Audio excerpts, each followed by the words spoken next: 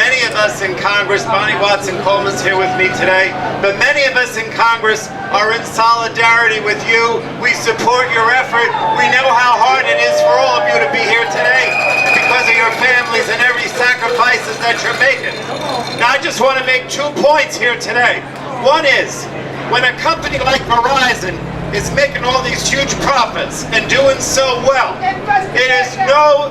there's no reason in the world for them to be asking you to cut back or give more for your health benefits or cut back on your pension. It is unfair. It is unfair. We expect when a company is doing well that they got to share that with their employees. And if they're not doing that, then they're bad, and they should be asking you to pay back more. Number 2, and just as important in my opinion, I see that flag, that American flag. I see Uncle Sam out there, and I see the placards that say no outsourcing. If you believe in America, you don't outsource.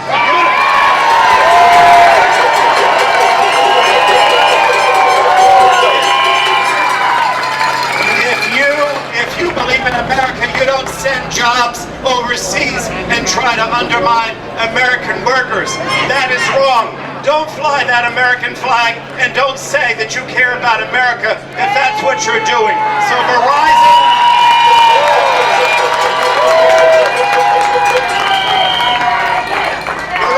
come back to the table. Do the right thing for this country and come back to the table and make sure that you negotiate in a fair way with your workers and your employees because they believe in you. Thank you.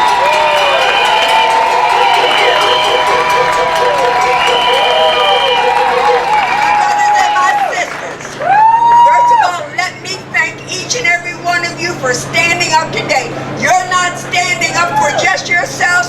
You're telling this country there is a movement pushing against the greed movement.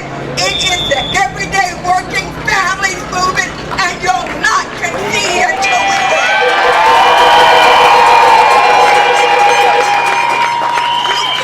You can't be a company in the state of New Jersey or the United States of America. You can't post almost $40 billion over 5 years in profits and ask everyday working families to give up their jobs and take those jobs overseas to outsource poor jobs. You can't do it. It's not fair. And we will stand up and fight against it.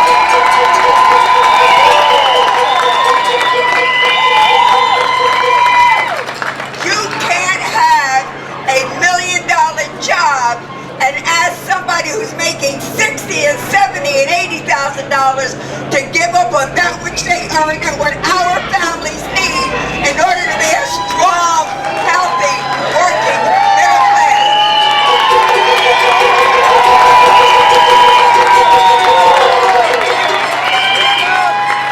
We're tired of it and we're not taking it anymore. We're going to stand up for each and every one of us. We're going to be unions from unions to unions to unions, and we're going to recognize that we're all in it together, and corporate greed has got to stop. God bless you and thank you.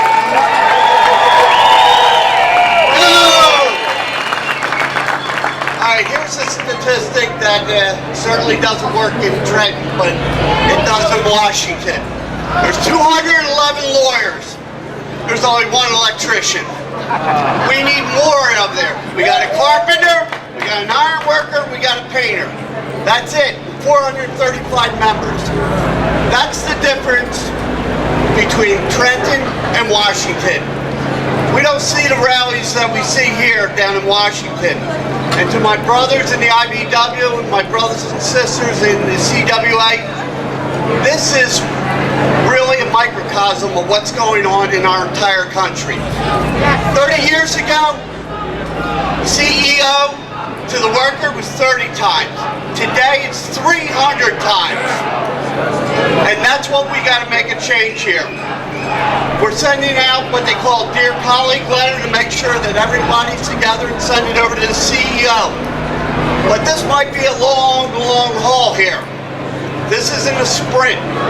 We got to make sure we stick together because you know how much they pay their executives. I think they can share a little bit with you. Stay strong. We'll talk to you later.